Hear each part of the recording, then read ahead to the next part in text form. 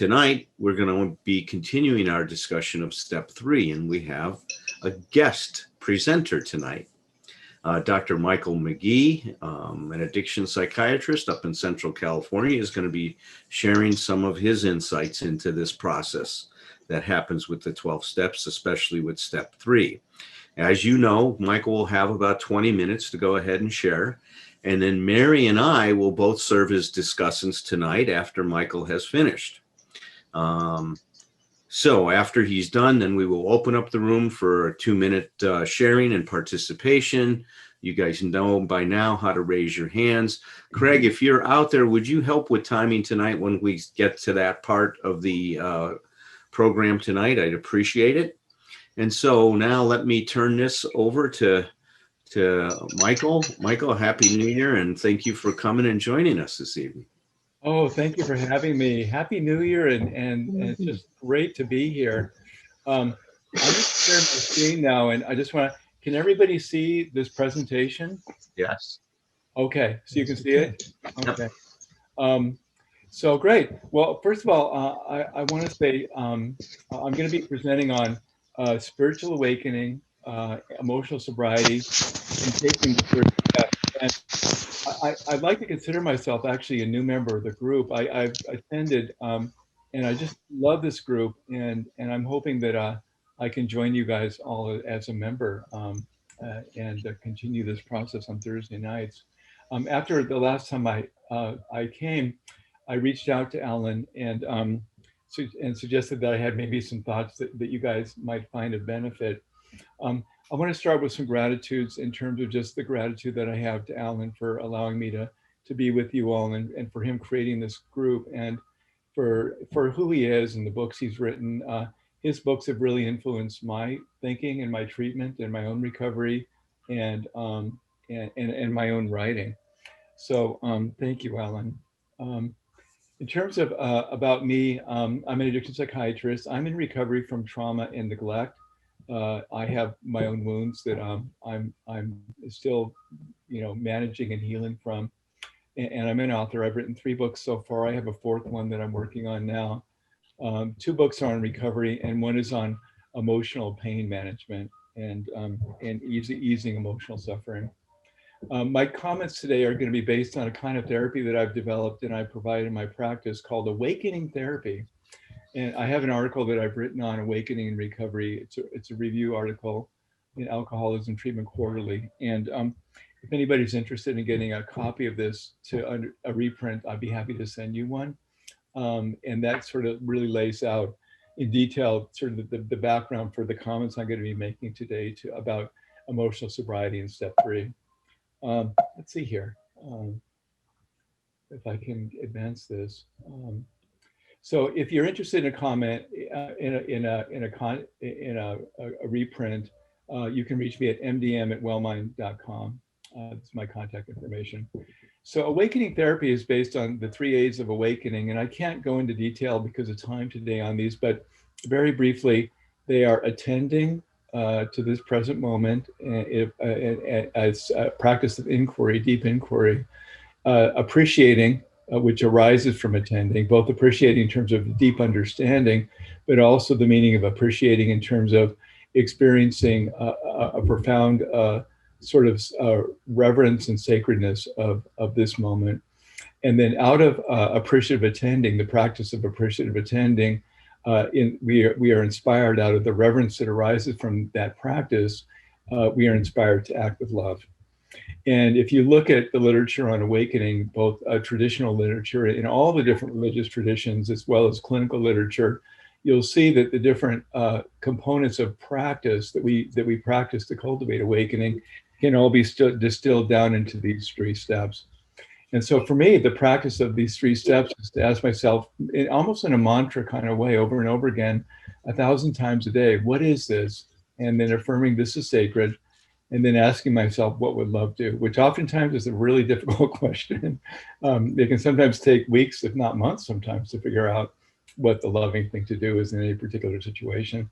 And I'm going to be tying this into Alan's comments about emotional sobriety in step 3.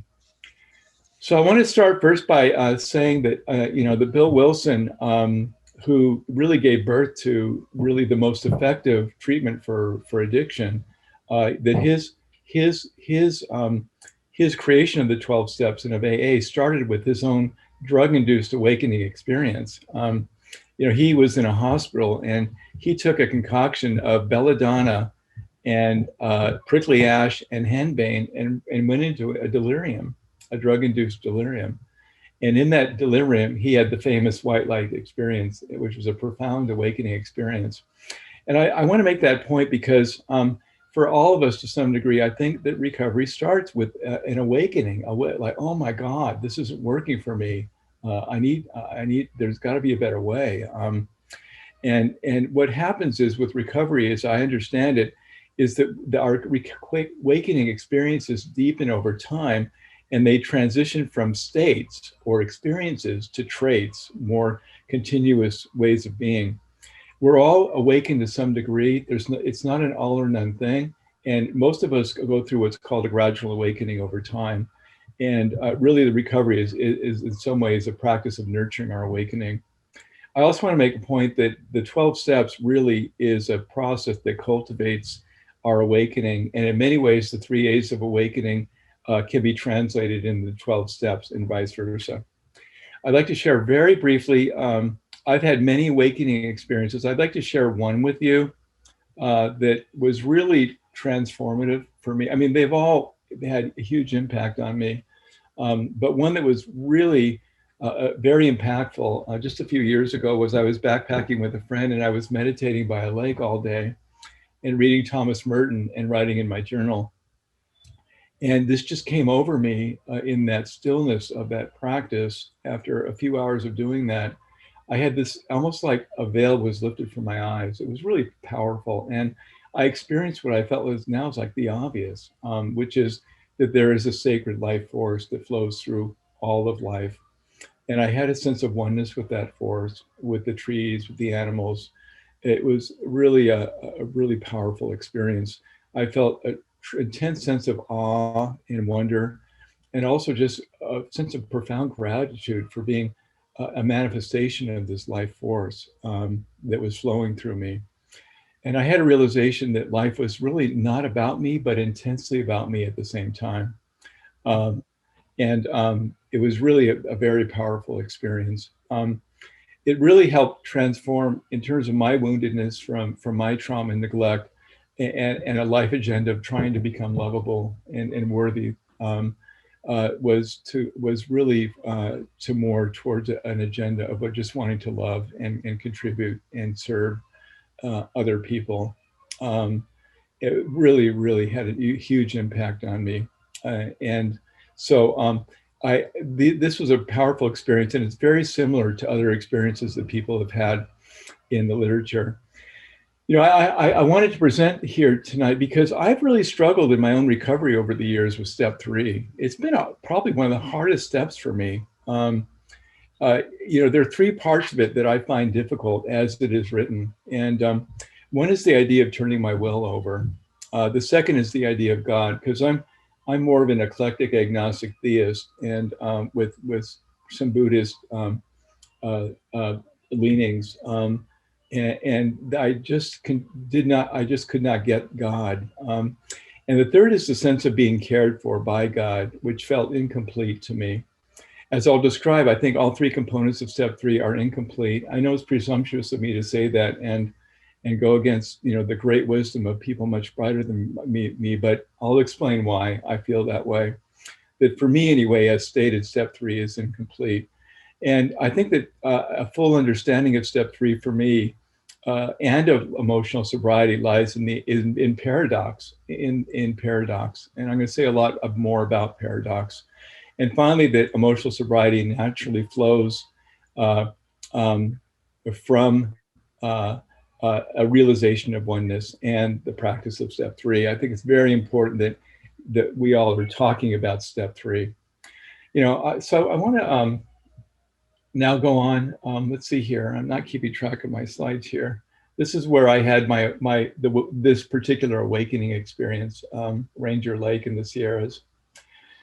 And I just want to again review that, awakening, if you look at all of people's experiences, there's a universal experience of oneness, awe, peace, leading to a profound sense of reverence for this miracle and mystery of life and consciousness, and that out of that reverence, it serves as the foundation for devoting ourselves to a life of loving action.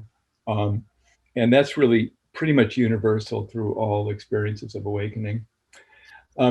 Alan has really taught me a lot about emotional sobriety and introduced me to this idea. And, Alan talks about emotional sobriety as mature love based on being supportive of each other if we want, being honest about what we want, authenticity, and establishing an I-thou connection. And I love this collaboration with integrity. So for me, these are all aspects of loving, a mature love. Alan talks about mature love. And embedded in his description is authenticity, love, a sense of oneness in the I-thou connection, a sense of freedom and choice in the idea of if we want to.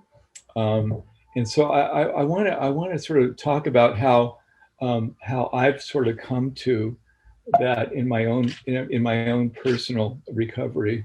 Let's see, how do I do that? Let's see, if I go here. Okay, so just for reference, I'm going to put this up for people to look at. Step 3, we made a decision to turn our will and our lives over to the care of God as we understood him.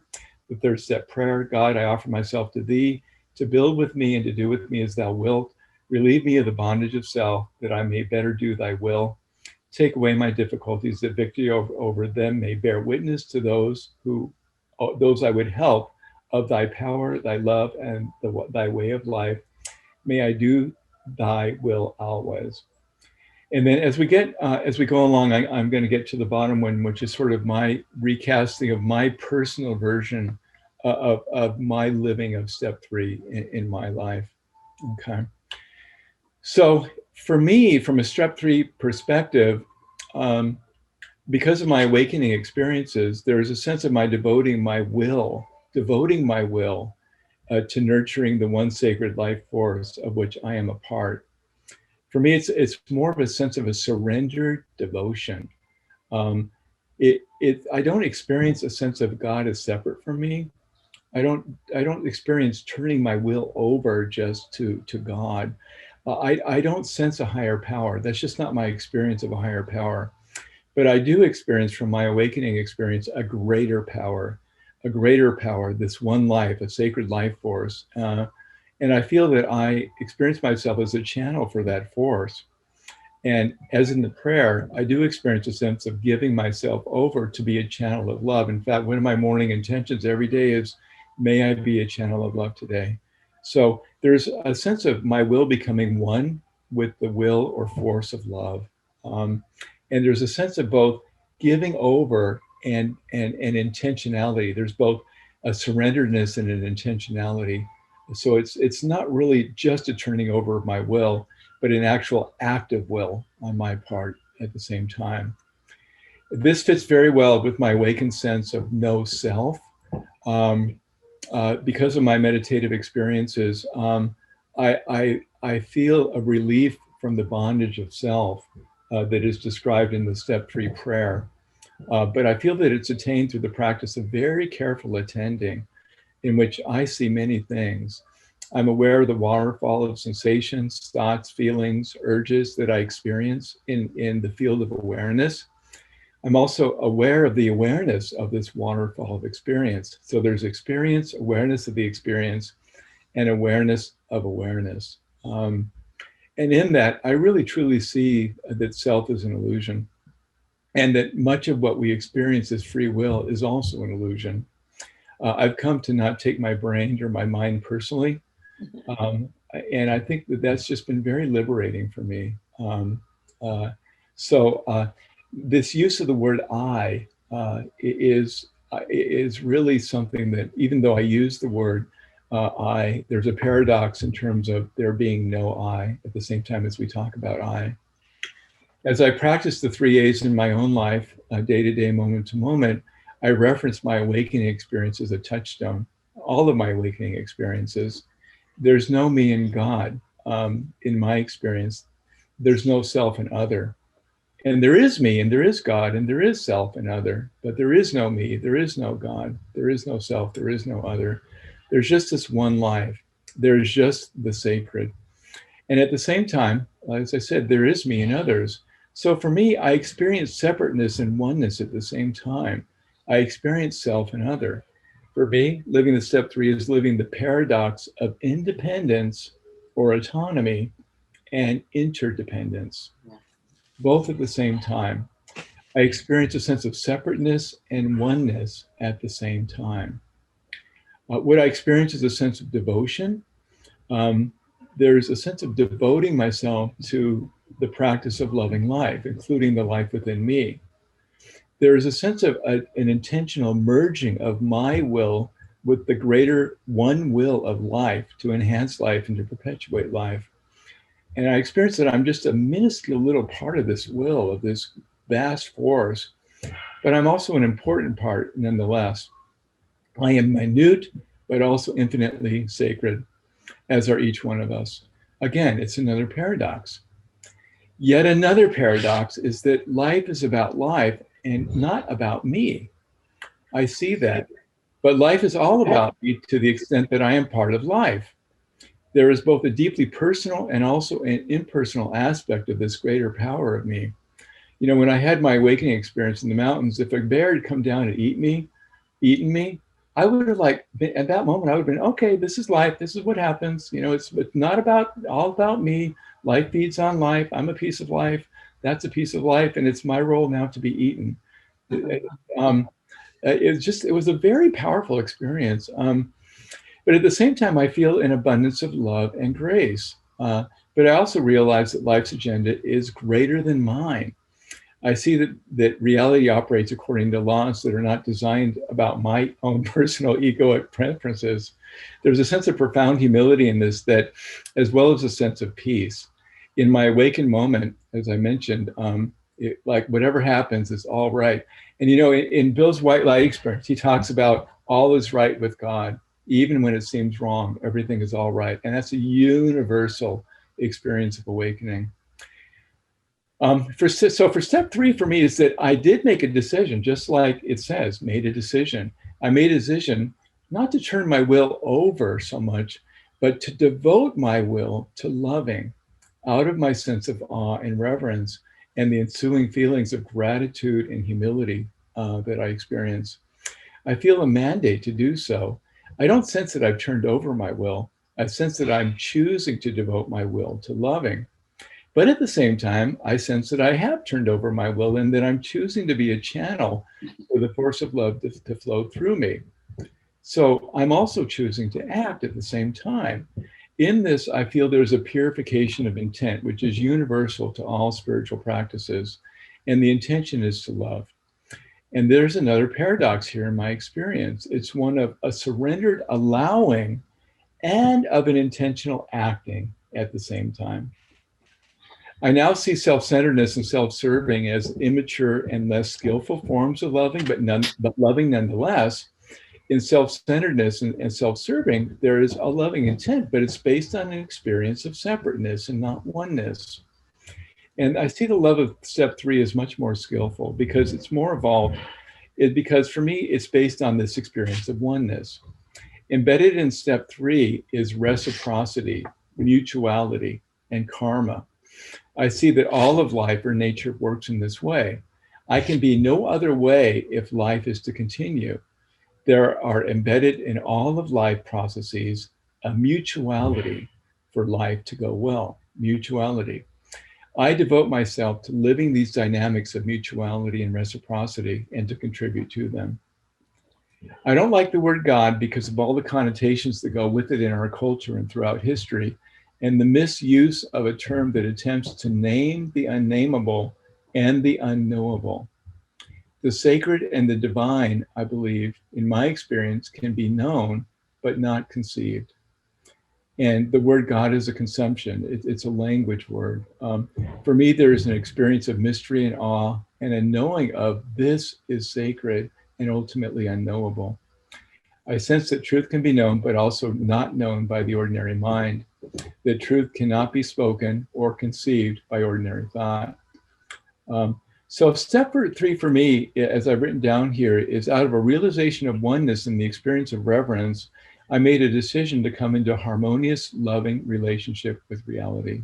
Or you could say relationship with the sacred, or you could say relationship with life. Living for me is a daily act of worship and devotion to the one life of which I'm a part. My practice is to see and worship the sacred in everything. This includes all beings, especially those with whom I interact with on a day-to-day basis. Um, so for me, step three in emotional sobriety are about engaging in loving mutuality and engaging in a virtuous resonance cycle of loving and being loved. This virtuous cycle mirrors the virtuous cycle of experiencing goodness through awakening practices and then doing good based on the experience of goodness and being good, each of which fuel the other. Doing good fuels being good, which feels doing good, which feels being good. It's a resonance and a reciprocity between doing and being. For me, then, living step three in emotional sobriety involved going from an egocentric to a unicentric point of view. Or more accurately for me, I sense living both of these points of view of egocentric and unicentric at the same time. Or sometimes I find myself alternating between the experience of my ego and a shifting from what I call me-go to we-go. um, I'm curious to know what this will be like in 10 years from now with my continued spiritual practice. It'll be interesting to see what it will be like then. So what does this look like in real life? For me, then, step three is about deciding to live in a loving mutuality. It is about giving and receiving. It is about asking for what we need and want, and then receiving gratefully. There's no demand in this. You know, we talk about love being good, give and take. I don't see love as give and take. We don't take. There is no taking. There's only receiving with gratitude. Taking has a sense of entitlement to it. If we are not getting what we need when we ask, we move into different relational currents to get those needs met. But it's very reverent and very respectful. There's no demand to it. There's also a sense for me that love is not 50-50. You hear that, but I don't think it's true. For me, the experience of love is 100-100. There is also a sense that I give unconditionally because I feel compelled to give without expectations. At the same time, I seek out relationships where I am loved because I enjoy being loved. And perhaps at this point, we still have the need to have the love and support of other people. Is that not so true in our recovery? But I ask and I try not to demand. I honor people's freedom to choose. I want people caring for me to care for me out of their desire to care for me and not out of a sense of obligation that burdens them. I need to honor other people's autonomy just as I insist that other people honor my autonomy. So step three in emotional sobriety are about putting others first and putting me first at the same time. Again, yet another paradox. I sense that I put myself first when I need to so that I can then put others first. So for me, the practice of step three is the practice of the 3 A's of awakening. What is this? Affirming this is sacred, appreciating in that way, and then asking what would love do over and over and over again. Acting with love. It's living the paradox. Paradox is deeply embedded for me in living step three and in emotional sobriety. It's a resolution of what, this is going to be a fancy term, but what I call an existential dialectic of being a human being. This dialectic, this sort of tension between polar opposites. We are both separate and one. We are both autonomous and interdependent. We are both everything and nothing. We are both me-go and we-go. We are both unicentric and egocentric. We are both intentional and surrendered.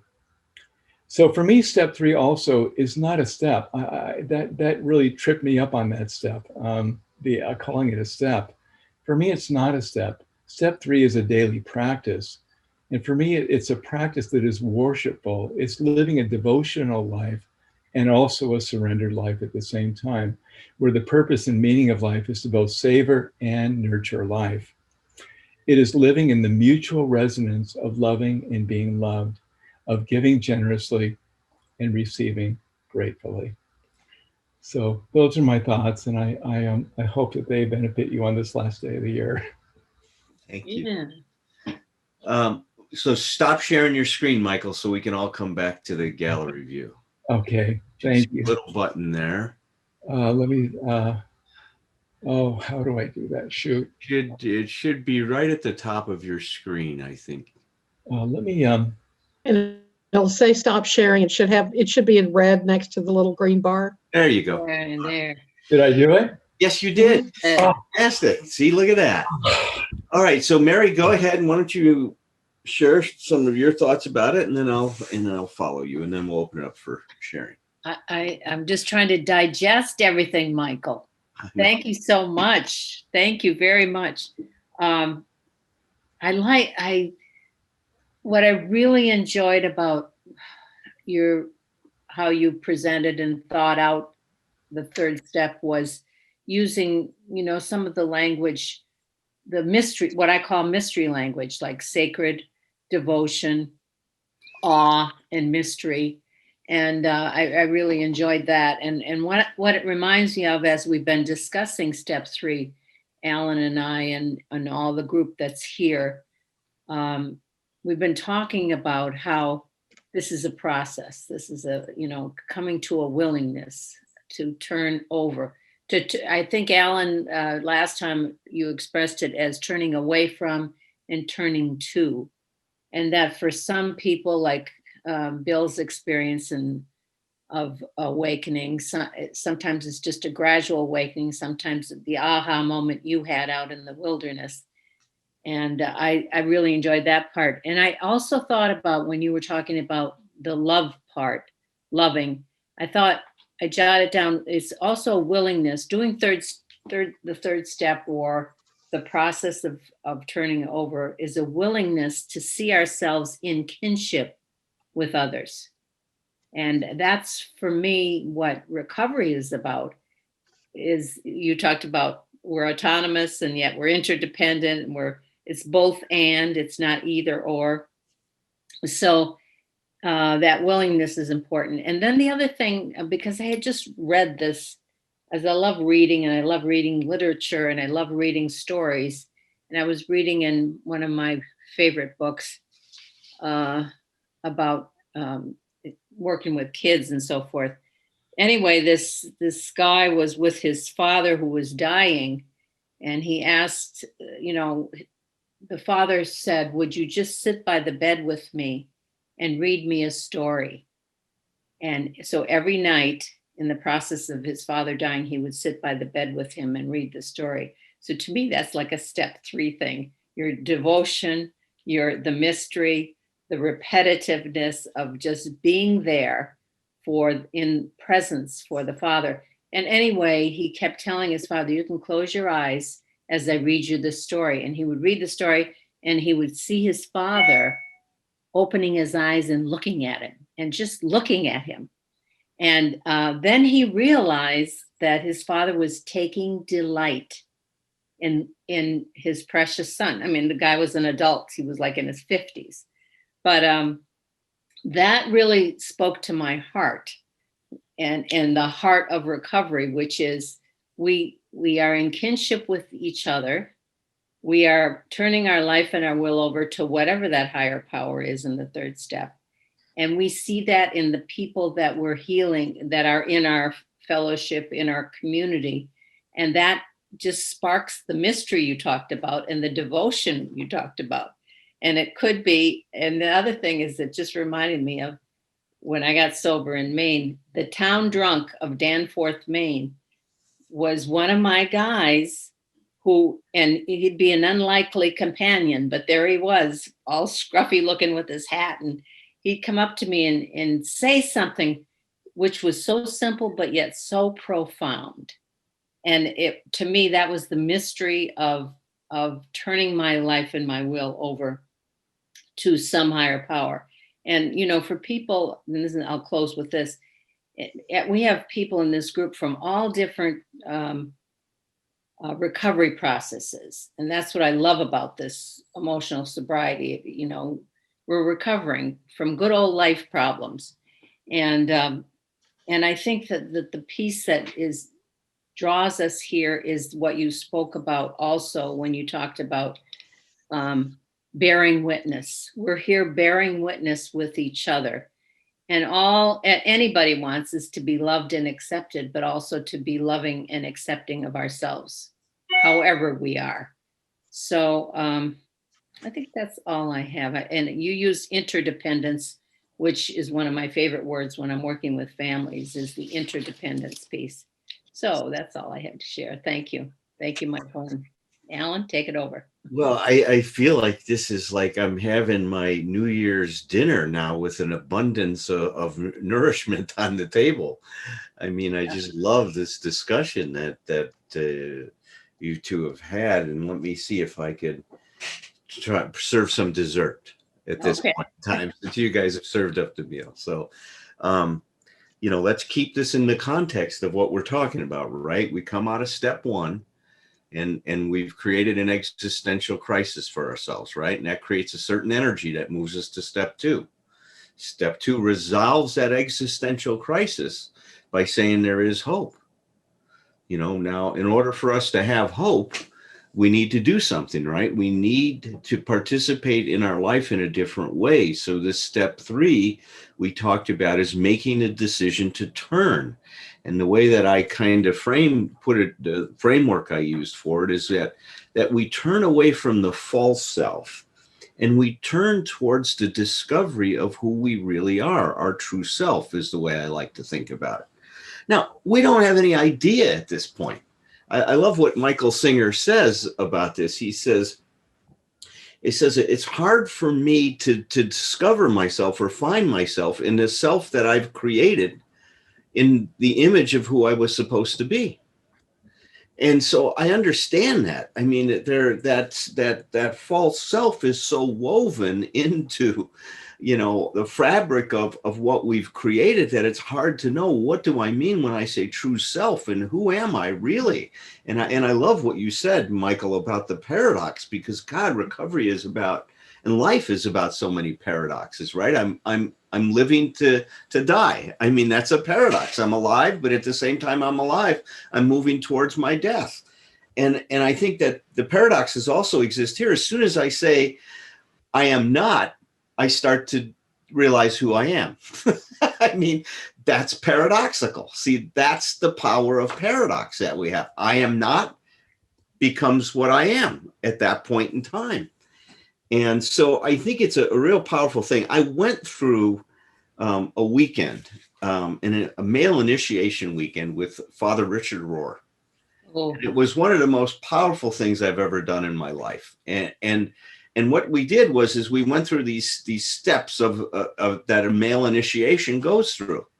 And one of the first thing is to let go of this idea of what you think a man is supposed to be, right? That we have to surrender this idea, what Richard called the false self. So I just wanted to share a poem I wrote, because we would go and we'd sit and we'd have to go find a place and draw a 10-foot circle and sit there for 3 hours and to reflect on these things. And at that point in my life, I had not spent 3 hours with myself in a long time. And they were very productive, even though they were at first like, oh my God, what am I going to do for 3 hours? And then it's like 3 hours turned into 3 minutes. But I wanted to share this, one of my awakening that happened in part of my third step. And I titled this poem, A Death Long Overdue. A Death Long Overdue. Today, I prepare for my death, not the death of my body or my soul, but the death of the false self. Mm-hmm. Now, it may seem foolish, but this self has seemed so much larger than the body or the soul. More important than anything or anyone, the imperial self, to quote Richard, that needs no one and yet wants everyone to need it. Mm-hmm.